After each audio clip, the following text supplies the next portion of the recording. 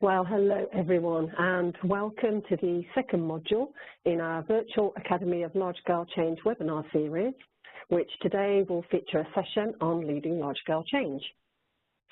I'm Elaine Bayliss, I'm Senior Improvement Manager in NHS England's Sustainable Improvement Team, and I'll be your host again today, very ably supported by my SI colleagues, Michael Anderson and Rachel Gray. They will both be looking after everything in the chat box, and Rachel, all things technical on the WebEx. So if you do need any help or support today, please drop Rachel a note in the chat box. Thank you, Rachel, and she'll do her very best to help you. Now, before we get into the session proper today, we'd really like to get started knowing everybody who's on the WebEx. So it would be really great if you wanted to say hello to everybody in the chat box and give us a clue about where you're joining us from today across the country. And also welcome to any international guests that we might have today. We'd also really like to encourage you to carry on sharing your stories and your insights and any questions that you might have in the chat box, so that we can really start to learn from each other and connect across the community. We'll then make sure on our side that we create a little bit more space this week to reflect on your comments through the course of the session. And finally, if we do have any unanswered questions after today's session, we'll pick up on these in our Virtual Academy Network site. So if you haven't already signed up to the network, please do feel free to join us. And Rachel, it would be great if you could pop the link to the network site into the chat box for us, please. So those folks that haven't joined already, you can pick up from the link in the chat box and connect with us there. Okay, thanks, Rachel. So without any further delay on my part, can I introduce you to Ali Wheeler, who will be our expert speaker for today. As you can see from Ali's bio, Ali has worked across the public and charitable sectors for well over 2 decades and has a really interesting police service background. She's also a member of the original Academy of Large-Scale Change, and as a result, she's both steeped in the theory and, I think to us more importantly, the practical application of large-scale change methodology in practice. So I'll pass over to you, Ali, and really looking forward to your session.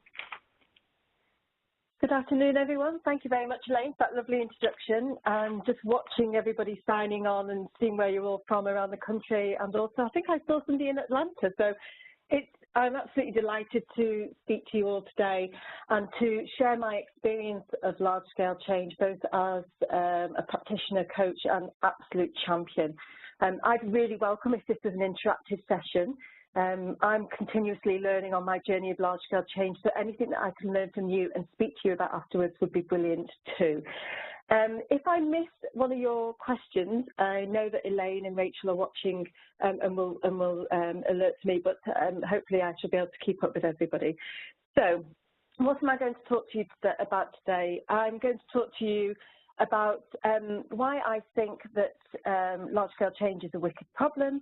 I'm going to give you an overview of large-scale change and touch on the model and refer back to the manual of large-scale change. I'm going to show you some large-scale change in action, and as a practitioner of large-scale change, and I'm currently involved in leading 2 large-scale change academies in the UK at the moment. I have a lot of practical, really up-to-date experience, which I'll try and share with you some today, but also offline as well. And there are some core elements that come out to me time and time again about what's really important around large-scale change and some of the tools that are in there. So I hope that you'll find it an interesting session. Let me just move that along. Okay, so for those of you who engaged in the last session in this programme, you'll have heard from Debbie talking about wicked change, what are wicked problems. And I'd like to relate that to transformational change and specifically large-scale change. I think that transformational change, large-scale change tend to be wicked problems. And the reason for that, from my perspective and my experience, is because large-scale change problems often have multiple or competing goals. And really, it's not even often, they always have multiple competing goals. I also believe that large-scale change challenges are really complex. So there's a conversation I have between the difference between complicated and complex change. Complicated change, I believe, we know what the end result is. We really know how to get there. It's really hard work. It's going to take us some time, but we know the journey.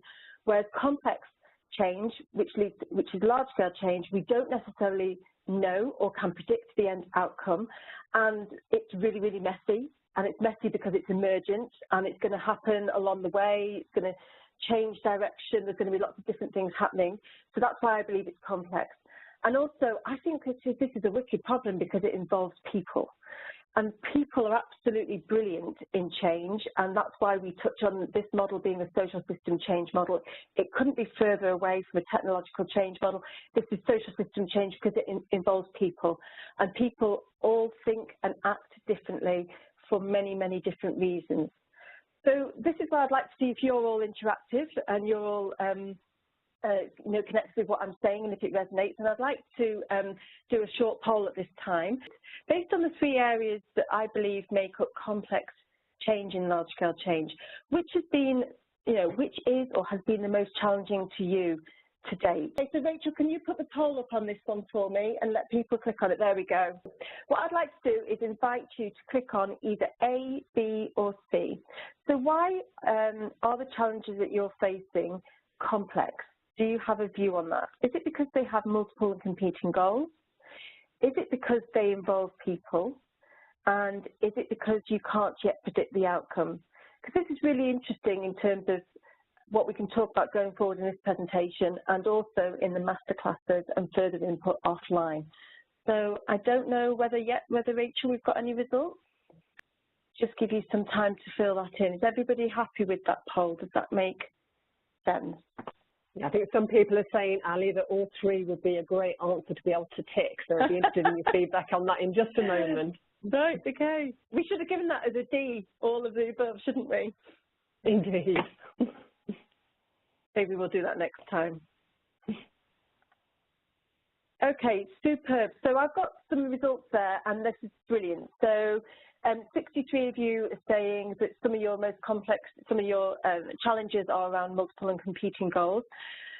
Absolutely. I've been involved in programs where you have various different public, voluntary, charity, sector organisations, all absolutely striving for the same vision, but have all got competing goals led by either outcomes commissioning or key performance indicators, and therefore managing the polarity of different goals is really important.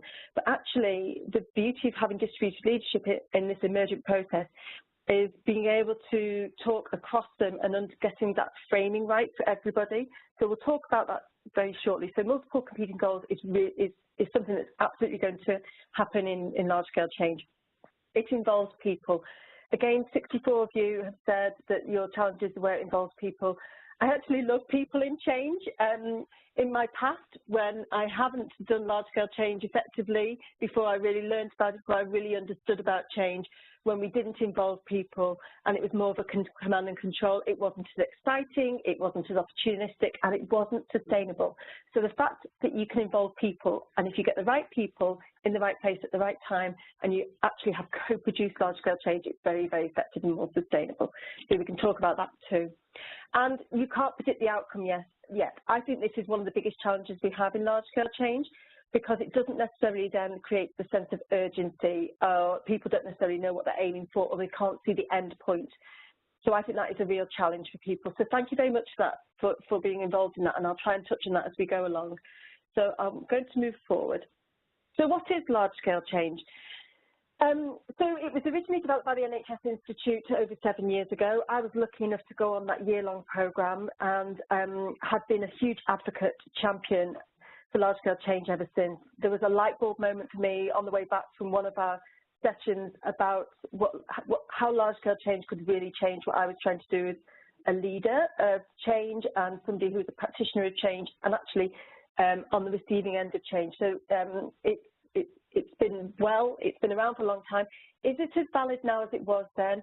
Absolutely. I'm a complete advocate that this large-scale change model is as valid now as it was 7 years ago. You'll know that the guide has been fully refreshed, and it was brilliant to be part of that, and you will see some of the examples that I'm going to share with you today in that guide. And I would urge you to click on the link on this slide and have a look at the guide if you haven't yet. Large-scale change is an umbrella of social system change models. It has a number of technological change elements in it, but it's an umbrella of social system change models. And the reason that they're so powerful is because they are thinking tools rather than delivery tools. So this is really important because large-scale change requires a lot of thinking, and the tools that are in this social system model are thinking tools, and they are really, really powerful to help you with that thinking. And it helps you think in an emergent way. And I created an animation of large-scale change a number of years back, and I put it on that slide there.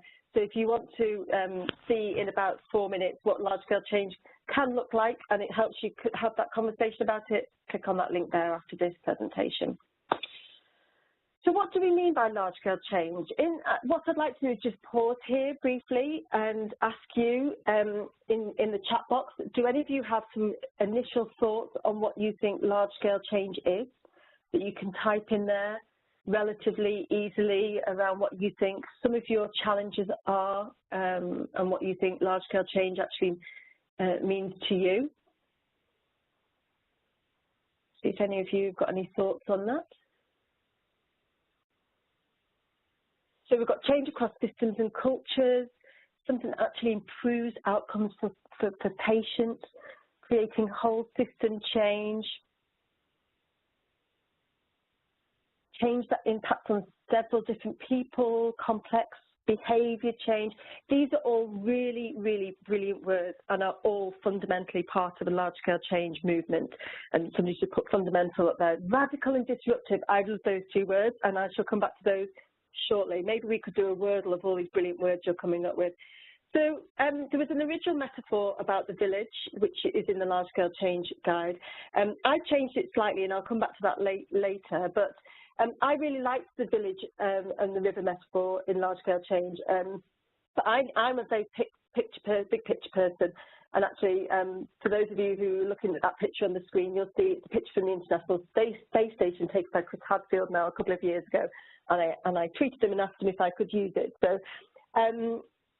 basically what that picture is showing you is Winnipeg in the ice from outer space. And you can see there's a massive city there. And in that massive city, there must be so many things going on, competing goals, complex challenges, lots of work issues, environmental issues, economic issues.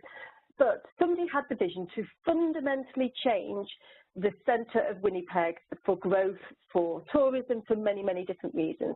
And you'll see on the ice picture that there is a river going through it.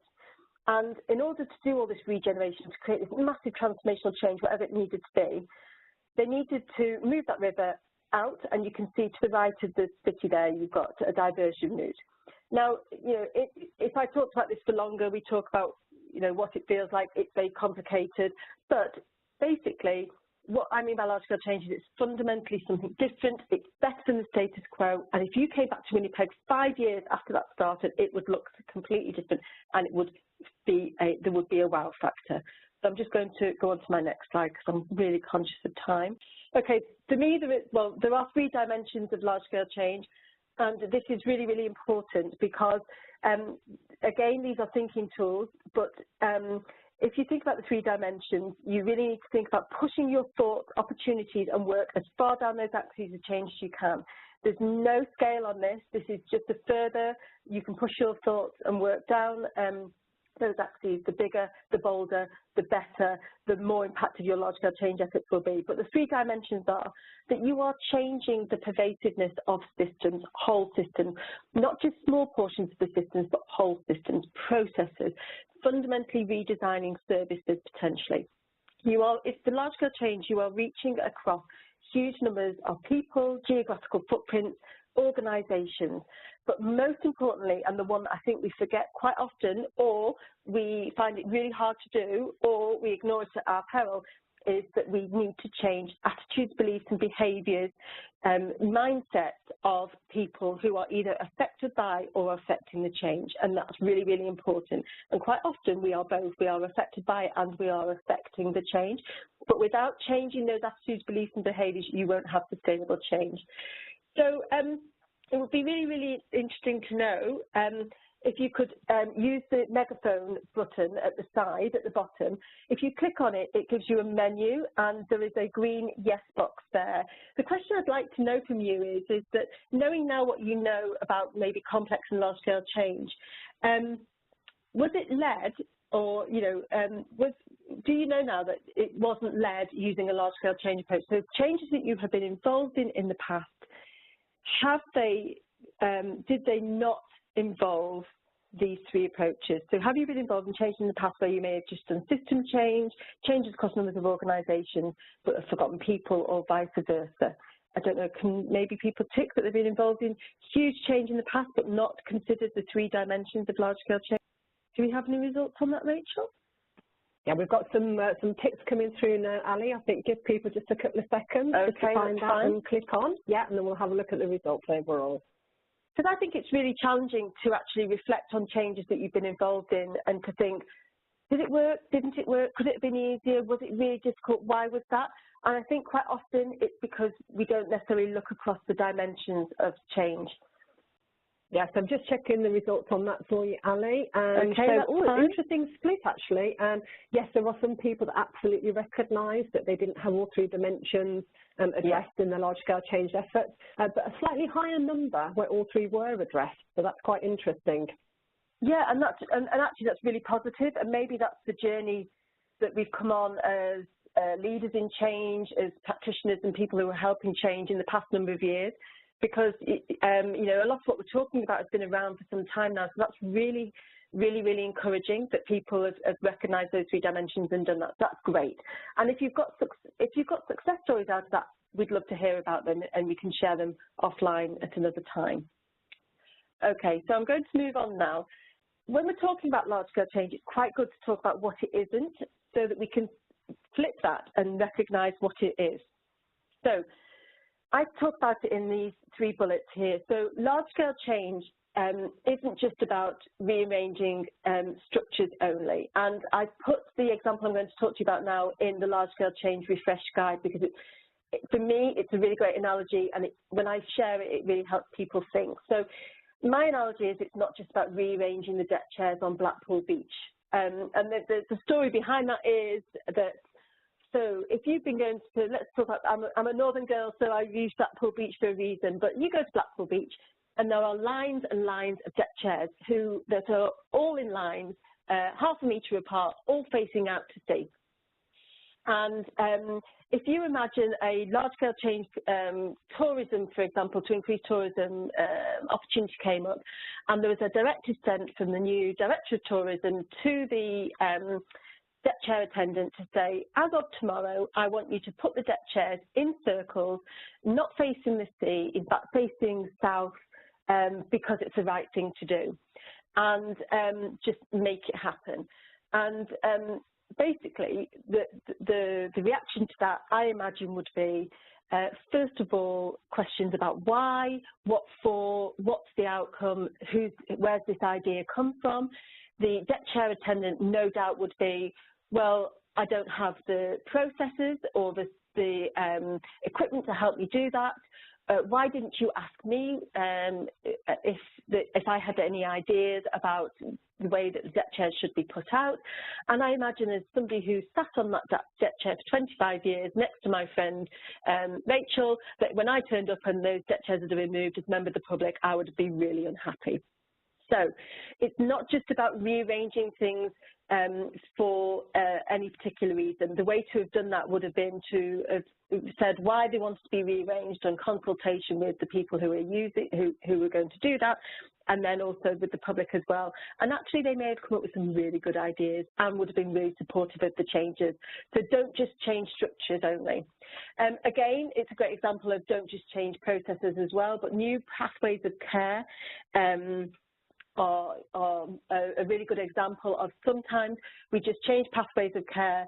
Usually, I was in a bit of a Twitter conversation about this yesterday, usually in reaction to a situation, and not necessarily always because sometimes it does happen really well, always in consultation with the patients or users or the people delivering the services. So changing just pathways, processes alone will not create change. And then actually changing behaviours. If you just ask people to change their behaviour without actually supporting that with systems and process and structural change, then it's unlikely that anything will be sustainable. So behaviour change programmes are brilliant to raise awareness, but if people change their behaviour and then the systems and structures aren't in place to actually support that, then you get a massive kickback. So yes, so large-scale change isn't just by doing any of those three in isolation. You need to do all three together. In isolation, you are likely to have unsustainable change that plateaus, runs out of energy very, very quickly. By addressing all three together, you are likely to have a sustainable, massive transformational change, and it's a very exciting journey to go on once you see it. So do people have any thoughts or interactions on that? I can see that there are some conversations flipping through the chat box. I don't know whether Elaine or Rachel, you can actually pull some of those together at all?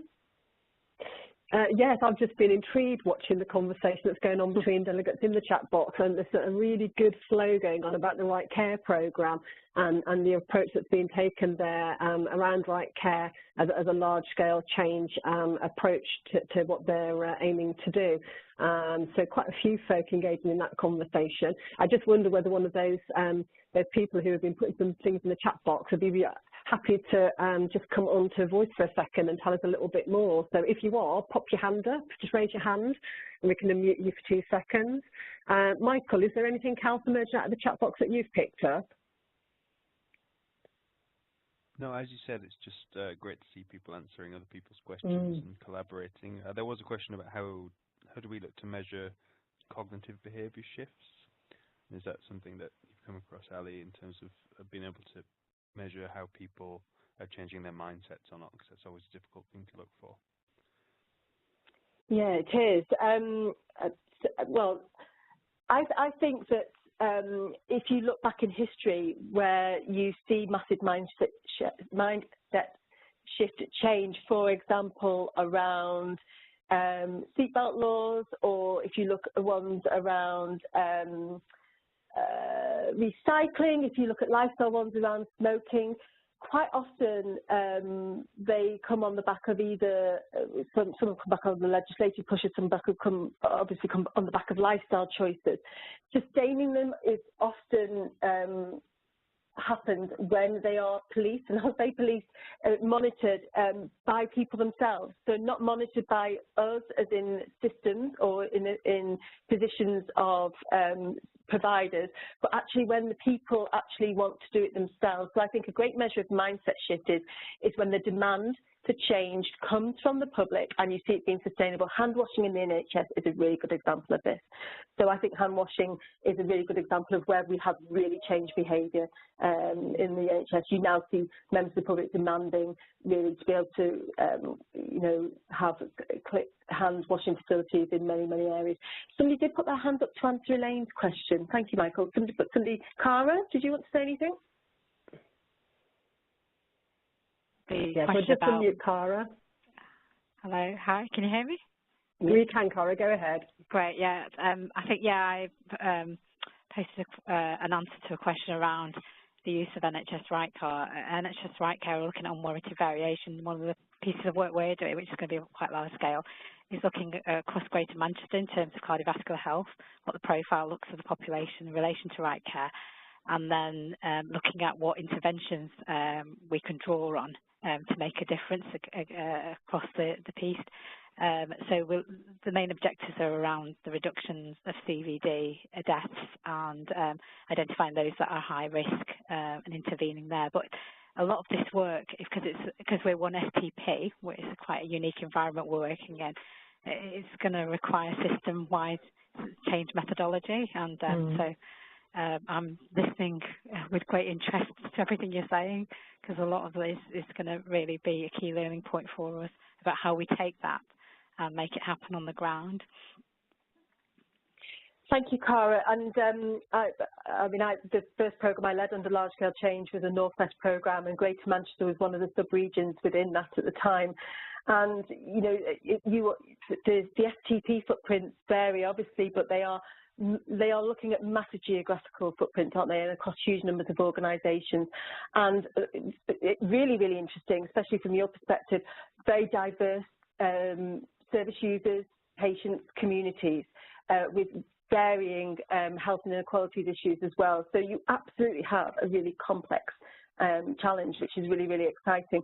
I think what might be good, Elena, for so much chat about the right care programmes is maybe in the opportunity we have offline, maybe, I don't know, you can set up a themed group where people can share opportunities about what they're doing. I don't know if that would be a good idea or not. Yeah, that would be a super idea if folk on the WebEx today would find value in that. We can absolutely set up a forum on the collaboration space that picks up some of these large-scale change issues. So, yeah, we'll get that kick-started straight after the WebEx today, and then please do join us in the conversation on there. Okay, super. Thank you, Carl. I'd love to have a conversation with you about your programme. It sounds really interesting. So, now I'm going to talk a little bit about the model. I'm not going to go into it in too much detail because I'm sure many of you have looked at it in the guide, but also we are going to be running the masterclasses where we can go into it in more depth. But it's really good to have a view of it. So there's a working definition and then there's a visual model. I like the working definition, but as I've said, I'm a visual person, so I'll go through both. But so what is large-scale change? Large-scale change is an emergent process of moving a large collection of individuals, groups and organisations to a fundamentally new future state. I'm going to pause there, even though there's not a full stop, because what I want to say is that the definition is really long, but it can't have a full stop because it requires this massive journey, but it has really exciting words in it. But these words are all active words, and they are giving you a sense of the scale of what you're trying to achieve. So it's emergent, it's moving, it's large. And how do you achieve large-scale change? You use means of high leverage key themes. So you have a vision, and then under that you have massive key themes, which actually in their own may be massive visions in themselves, but they are key themes. And under those key themes, you create distributed leadership, which is massive and active engagement of stakeholders. The two words there being massive because you need lots and lots of people to set these big challenges going for you. And the idea of giving away power and letting it blossom, and you see it out there, is how you see large-scale change emerging, but it's active engagement. So people that are involved are not watching from the sidelines. They are actively engaged as champions, as key stakeholders, as deliverers, and sometimes even challengers. And the challengers are the really good activists in these programs. And it's about mutually reinforcing changes in multiple systems and processes, and leading to changes in attitudes, beliefs and behaviours. And that's where large-scale change becomes sustainable and inherent. So you need the systems, the processes and the behaviour change to make it successful. Now this is the model. So you start in the top left-hand corner and you've identified a need for change. This sometimes comes from a mandate of changing government, a new leadership in an organisation, funding, not necessarily all the right ways that a large-scale change should emerge, but that often does happen. The ideal large-scale change will come for me from a real public movement, a real social system change, but you know that rarely has happened. So we have a need for change. So we start in that top left-hand corner, and with there we go into, well, what does that change mean, and for who does it? What does it mean to who? So this is our stakeholders, and that's where you take your need for change and you look at it and you frame it and you reframe it and you reframe it and you reframe it time and time again, so that you are making it attractive to all those key stakeholders that you want to create into your distributed leadership. Now, if I could draw a box around those two, that need for change and framing, and say, stay there for as long as possible until you are ready to go into large-scale change, I would, because it really is important to have all the right framing in place to engage the right people, because once you get going and momentum starts, it can be so powerful. But if you haven't got the right framing in place at the start, you'll be having the same status quo conversations rather than fundamentally different ones. So once you've done your framing, you go into that circle of change in the middle, that cycle there, and you basically use your framing to engage lots and lots of people and you ask those people to join you in the large-scale change, and they make pragmatic changes. And then you go round and round that cycle as many times as possible, but we can't predict how many times, and we don't know how many times, and we don't know how long you'll go in there for. It could be that you go in there really quickly, you're not ready and you come back out, or you stay in there for a long, long time. You know that you have a successful or a necessary large-scale change if you continue to attract further interest. So as long as you are framing, you are engaging new people, and you are getting lots and lots of things done, and you can stay there, you are in the middle of a large-scale change. Then after some time, you come out to the right to that settling in box. That settling in box, that after some time, we don't know how long that is. The example I'm going to show you took 7 years. There are some programs that I'm involved in at the moment that are 18 months in. There are others I know that have been going for longer. But there are 3 possible outcomes. I'll start with the bottom one. Your change could run out of energy, and that usually is because your need for change wasn't as significant as you thought at the start, or it was a project, or the command and control for it, or the mandate for it has changed. It might be that your framing either wasn't attracting the right amount of interest, or that the need has changed and the framing therefore needs to be reframed again. You may plateau for a while. Now, I think this is a really positive place to go into, and it's certainly with a piece of work that I've been involved in for the last 7 years, it's been in a plateau for 2 years, and it hasn't run out of energy, it's just been in a plateau, and I've suddenly been parachuted back into it again. Plateau for me is when you take a breath while things are settling in, while changes are happening, subtle changes around it, or while we're trying to negotiate around the current system. So a plateau, some people see as a negative thing. I see it as quite a positive place as long as you are staying and you have some energy and things are still moving around.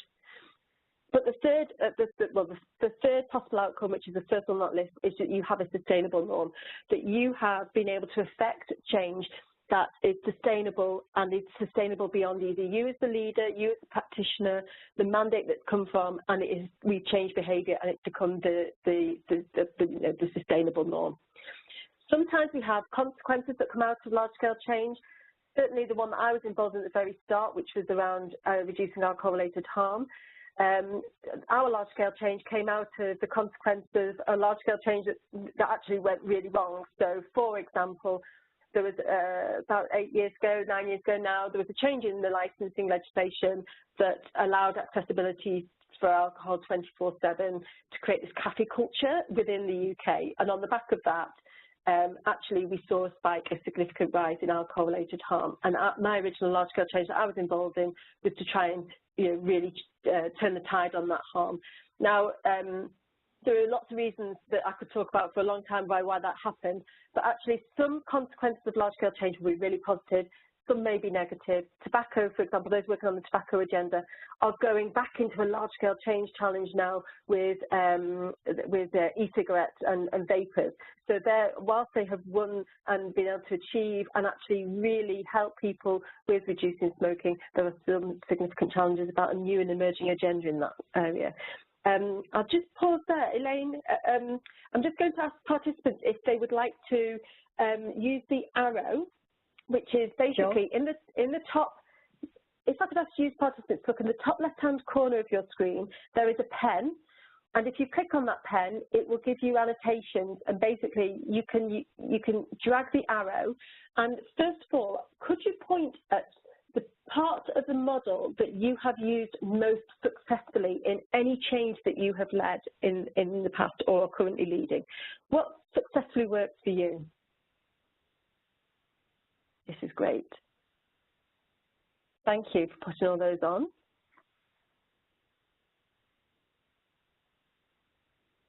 So what's interesting here is that clearly many of you are involved in kind of leading and supporting rather than actually, and there'll be people within your distributed leadership then and actually making the pragmatic changes. Framing, you've really prioritised that, and engaging lots and lots of other people.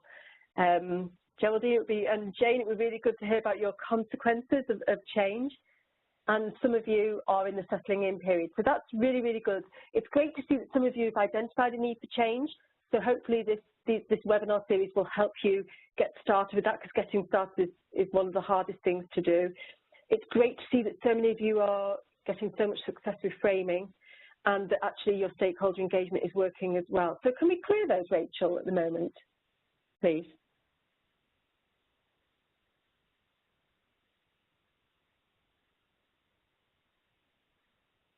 So thank you for that. We probably are going to be able to get some statistics to feed back to you on that. If you could now put a second arrow on the model to show me which areas you most struggle with, which areas aren't working for you, which areas are you not finding helpful or struggling with in your change efforts.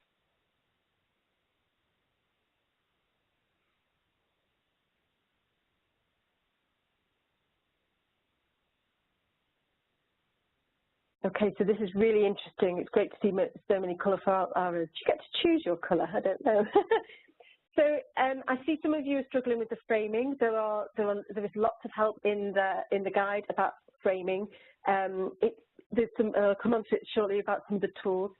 Some of you are struggling with engaging with the stakeholders. This is a really busy time, isn't it? So many people have so many challenges. Why would they want to engage with you?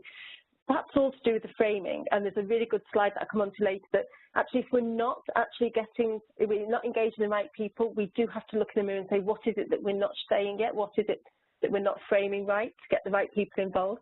How do we attract those people that we want? Some of you are saying about getting actually action to happen. Attracting further interest, okay, that's really good, because actually when you continue to attract further interest, you know that you're still really actively engaged in your model. And then some of you are struggling with some of the outcomes. It'd be really good to maybe offline talk about and break that down. Is that your change programs are running out of energy before you can be able to affect change? Is it because you're in a plateau, which isn't a negative? And I hope I've been able to share with you that it's not necessarily a negative place. And some of you are living with the consequences. So again, it's great to see that those have shifted around a bit, and hopefully being involved in this program will really help you. Rachel, could you clear those again for me?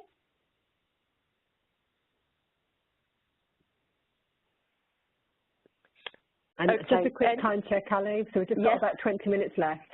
Okay, I hear what you're saying, Elaine. Okay, so I just want to share with you some statistics that I was involved in a number of years back when NHSIQ did some work on transformational change. The reality is different from the ideal, so this is realistic. You're involved in really complex change here, and we know that 33% of change programs fail, 33% meet their objectives, and 33% meet all of them. And, you know, the reality is it's very different from when I first got involved in change 10 years ago, 7 years ago with the large-scale change model, because today public sector organisations, they're facing massive different situations in climate. We've got increasing demand, there is less money around, and there are less resources.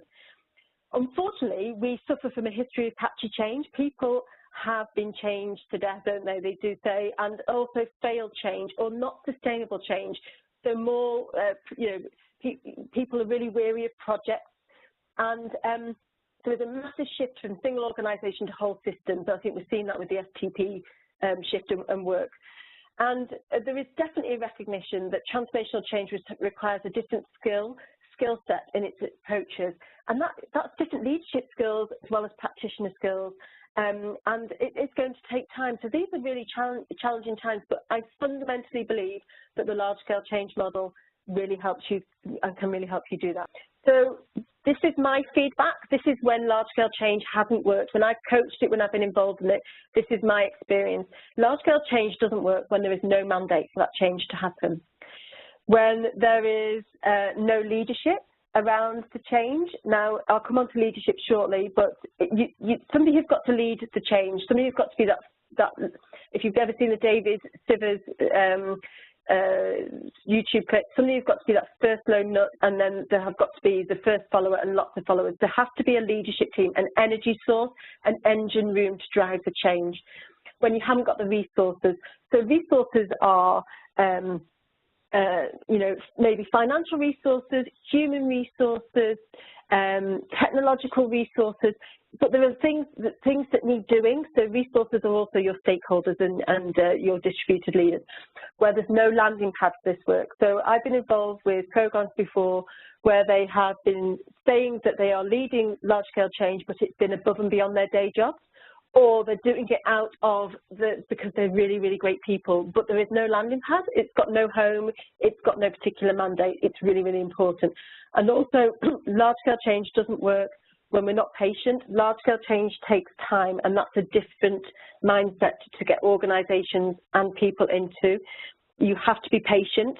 You will see some successes coming out really quickly, but others will take a lot of time because we're talking about mindset shift change here. So the question to ask yourself is, what could you do differently as a leader, supporter, practitioner of change? How can you work across systems differently? What tools and techniques can help, and who can help you? So these are some of the tools in large-scale change. They're in the guide, so I don't need to go into them in much detail, but these are the 4 that I wanted to pull out that I feel quite passionate about and have worked for me. I don't know, could you again take the arrows from the top left-hand corner and point at the tool that you have used the most in the past or currently working?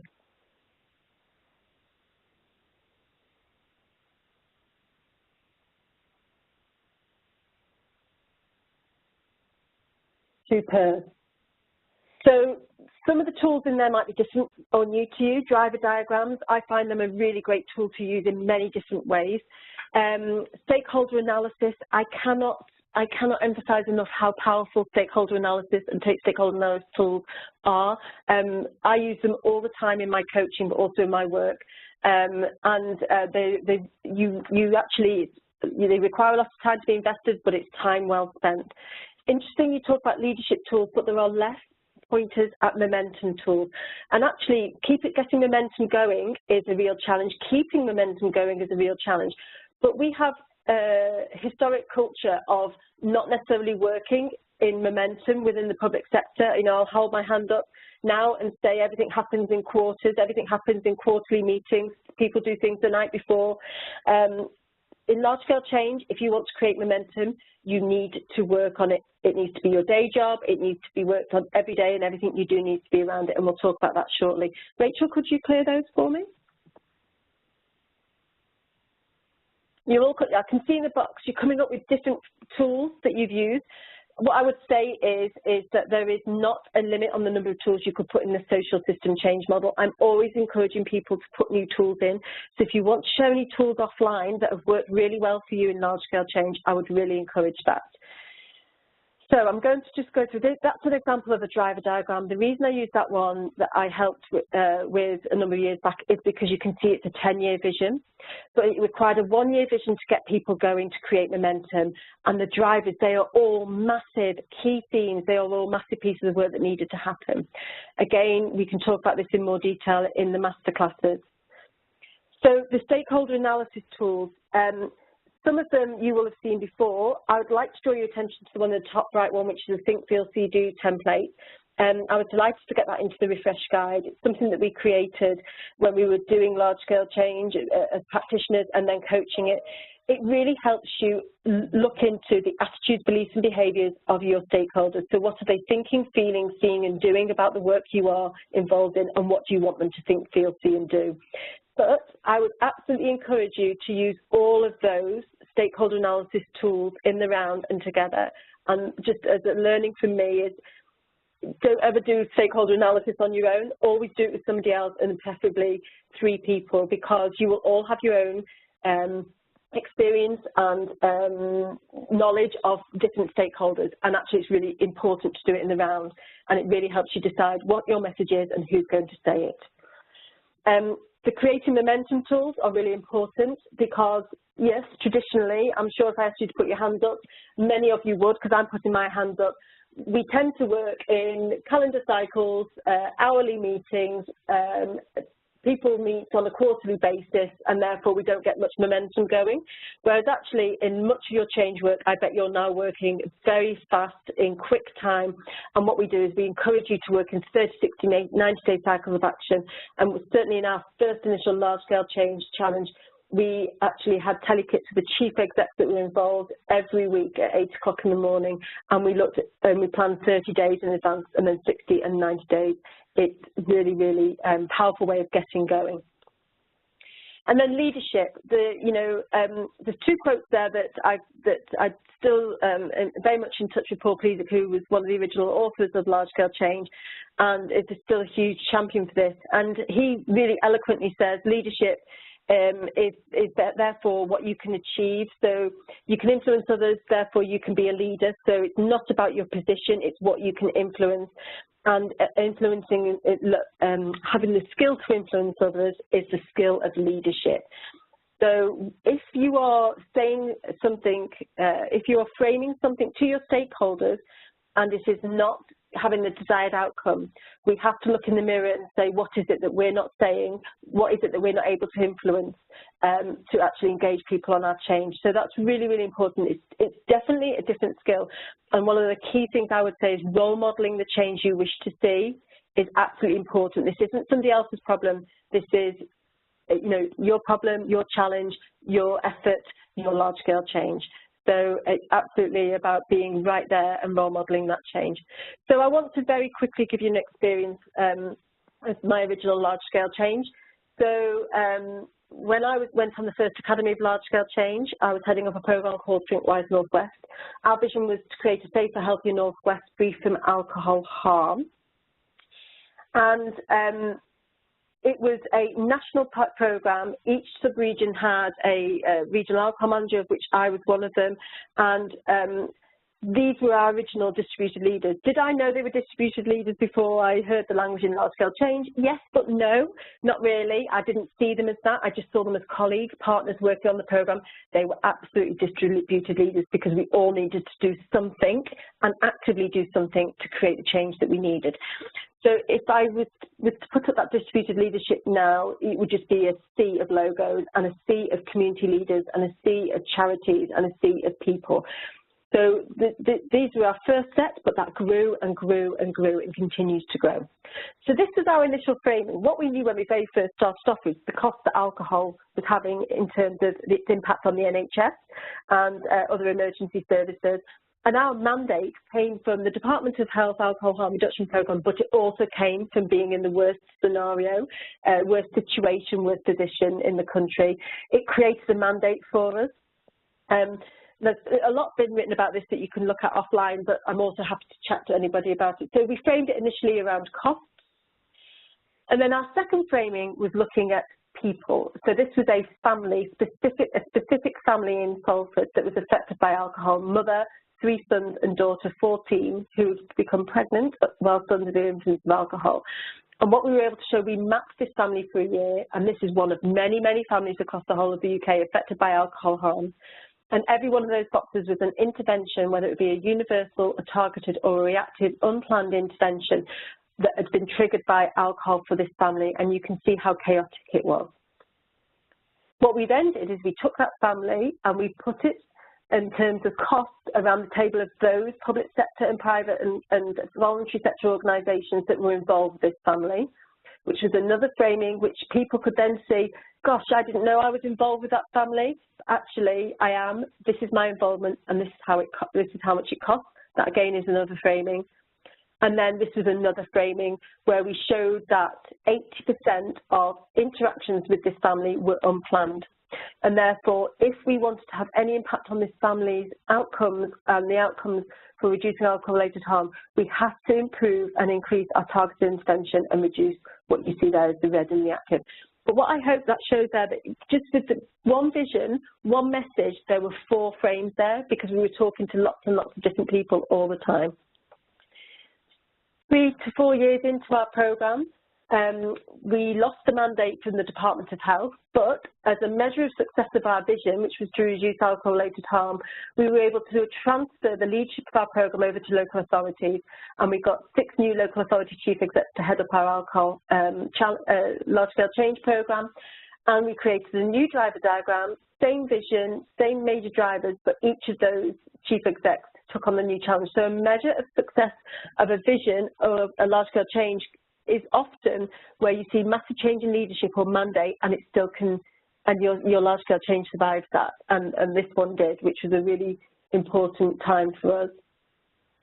And then what you can see, I'll just go back to that driver diagram there, is that driver number 4 even after 5 years, we still didn't have much, if not any action happening around that one, and that was about young people, the harm that alcohol was doing to young people. It wasn't that it wasn't a priority, it's just that we didn't have the right framing, we didn't have the right mandate, we didn't have the right story at the time to do anything about it, but we didn't ignore it and take it off our driver diagram, which would have been easy to do. We left it there because we needed to tell the story that this was really important, but nothing was happening on it. And then when we got to 5, really into year 6, we were able to reframe because we had new work coming on board, we had new opportunities, we had new triggers for change, and we were able to reframe that driver alone, and it was basically all our focus went on to young people, and it was let's look again at alcohol and childhood don't mix. So the vision stayed the same in the background, the leadership changed the same in the background, but the framing of what we were trying to achieve had changed to let's prioritise young people and alcohol and childhood don't mix. Our policy asks were the same, our drivers for change were still the same, but our framing had changed because we needed to engage a whole new group of stakeholders. I hope that kind of reiterates that framing really is really important. Actually, this work has been in plateau for 2 years for a number of reasons, but literally just in the last month, it's come out of its plateau again, and there is some new momentum around it. So that will be nearly 8-9 years that this large-scale change programme has been ongoing. And some of the leadership is the same, many of the key stakeholders are the same, but lots of things have changed, but the vision has never changed, and neither has the driver for that change either.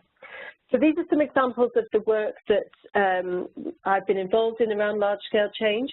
I suppose what I'd like to just ask you here before I open up to any other questions is framing and reframing, because I think it's so important. Is that a conscious or subconscious way that you work? Do you think I need to reframe, or do you just do it automatically? Because I think there is a mix. I don't know what your thoughts are on that as a question to put out for you to reflect on back to me. Both. That's great. Somebody's just said both. That's really good. So sometimes we have to think about framing. Sometimes it's subconscious. A mix is needed. I really like that answer. Definitely both. So this is all really, really encouraging. What you've shown with the arrows that you've put on the charts throughout this, and also what you're saying is that a lot of this is an inherent way that you're working anyway, and maybe some of just the tools and being part of this program will really help just build that at scale and pace. Some of the things may be new and will help you in there, but actually some of it might just be reminding you about some of the tools that you use subconsciously and make the more conscious decision to do it, which is really, really a really, really powerful way to approach large-scale change. So just before I finish, I'm going to give you some top tips to take away from my perspective. So creating space and time for preparatory work in change is really, really important. Don't go into change until you've been able to create that kind of really good space to do this. So get your mandate, get your resources, get your landing space. That preparatory work is really, really important. My words are fertile ground. Ensure there is fertile ground for change. There's an exercise I do with many of the teams that I coach, which is fun, but it actually looks at what does fertile ground for change actually look like. You know, what's in it, what could be disruptive to it, what are enablers to it, what are some of the barriers to it. It's really, really important to try and think about your large-scale change being as fertile, as good, as great as it can be. Large-scale change is reliant on people, so they can make or break it. Really honest there. I've seen some brilliant large-scale change efforts that have been made by brilliant people and also broken, and that's because it involves people, and it's not necessarily been the people's fault. It's just been a system fault, but actually because it's so reliant on people, we can make or break it. There isn't going to be a system that runs this change in the background. It requires people to run it. And large-scale change is learnt in action. I am a huge advocate that it's very difficult to take the model off the page and just apply it. When you feel it, when you sense it, when you see it in action, you learn so much, and therefore you can just grow it and grow it. So large-scale change is absolutely learned in action. So what could you do next? Just my thoughts are, do you have an analogy for your large-scale change? You know, my analogy about talking about Blackpool, about rearranging the deck chairs, when I have more time to talk it through with people, or when when I'm able to articulate it, it really is important to have an analogy that you can talk about large-scale change and what you're trying to achieve. Do you have a metaphor? You know, do you have the Winnipeg example that I gave you? Do you have an imagined future state for your large-scale change? Do you know what it would look like, what the wow factor would look like in 5 years if you went to sleep and came back? Do you have that kind of picture metaphor that you can explain what you're doing or involved in? Building a puzzle, that's very nice. And, you know, having the analogy and the metaphor and kind of your leadership story, whether you are an influencer, a leader, a supporter, a coach around large-scale change is really, really important. So if there is anything that you can do in the next 30 days, and if you do the two-step down thinking, that's 30 hours, if not next 30 minutes after this webinar to really help you with that, then I would encourage that. So if in the next 30 minutes you want to go into the offline interactive section or get in contact with me or any of the team, that would be brilliant. And I think that's where I'm at, Elaine. Is that just a few minutes to go, sorry? Yes, no, that's fantastic. Thank you so much, Ali. I think if we can just move the slide. Oh, I've got the ball now. There we go. So Alison's contact details are on this next slide. Should any of you wish to contact Ali directly, but we would really encourage you to kind of contact everybody through the collaboration space. So we'll email all those results, the joining links out to everybody again after this session. Yeah, Ali, just a couple of things to pick up on. So we've got 3 themes that very strongly come out for some forum discussion on the collaboration space. So a real big one around the Right Care programme as an example of a large-scale change challenge. Something around, you know, struggling with outcomes and how we can help and support people to achieve the outcomes of their large-scale change ambitions. And a third one that emerged just during that last section, people are saying it'd be great to have some help framing to stakeholders and developing those skills. So we can pick those up to the collaboration space. And I think a particular one that came out as a landing question that's really important for folk, Ali, is there's a real tension between the timescales for delivery of programs. Yeah. And actually how long we know it takes for large-scale change programs to be effective. And people were saying in the chat box, gosh, you need such a lot of personal resilience for this, and mine's fading. So any very quick top tips around that tension management and maintaining your personal resilience? Oh, I think that's a really, really good point.